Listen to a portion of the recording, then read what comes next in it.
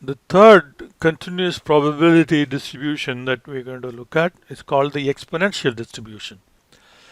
The random variable here is duration of time or space.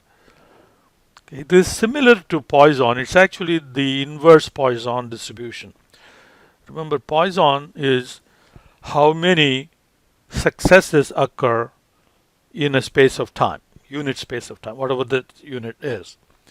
Okay. Here it is the inverse, that is, what is the time between two successive events, duration of time or duration of space. Okay, that would be exponential. So if the number of instances random variable follows Poisson distribution, then the time space between the events will always follow exponential distribution. So the exponential distribution and Poisson distribution are kind of married to each other. They can never be separated. So here are some examples. Duration of customer service call, time till the machine breaks down, so it's the time, distance traveled in one full charge of a battery. All of these can be examples of exponential distribution. Once again, the condition is same as in Poisson. In Poisson, remember, the average rate is proportional. So if the average number of arrivals in 1 hour is 5, in 2 hours it has to be 10. In 3 hours it has to be 15. So it has to be like that. So same holds here too.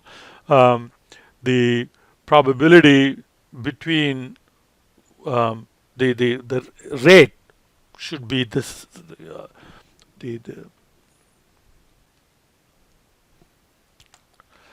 Okay, the PDF function, probability density function. It's actually just PDF. Probability density function is this. Okay, and x is the random variable, and that's the duration of time. So now theta is the mean of x. Okay, so if x is duration of customer service calls, then theta is the average duration of customer service call. Now if you take a reciprocal of theta, 1 over theta would be the average number of events per unit time. And this will be like lambda in Poisson distribution. So you need to have this, so then you substitute mu in here, and you get the probability density function, so which is the curve. The curve would be the exponential curve will look something like this. Okay, so it's a curve like that. So for here there are some examples of what happens to the curve when value of theta changes. So smaller value of theta is more spiked like that. Larger value of theta is more flattened out like this. And once again, since this is a continuous random variable, the probability is the area under the curve. It's not the height of the curve, it's the area under the curve. For a particular value of x, the probability is 0, like what we have discussed before. And through calculus, we can find that the probability, cumulative probability, is given by this function. 1 minus e to the power of minus mu times t is the value for the random variable. Okay. All right, let's look at an example now. Suppose if we have a muffler shop, okay, and the service time to install a muffler follows exponential distribution, right? And mu is per hour. How many? So if you're given mu, then we can find theta. If you're given theta, then from theta you can find mu, right? So the mean is given as 3 mufflers per hour. This is a problem from the textbook. So then 1 over mu will be equal to theta, so that's your mean service time. Okay, what is the probability that the time to install a new muffler will be half hour or less? So we want 0.5. Okay. So this formula gives you the cumulative probability, right? So you have 1 minus exp,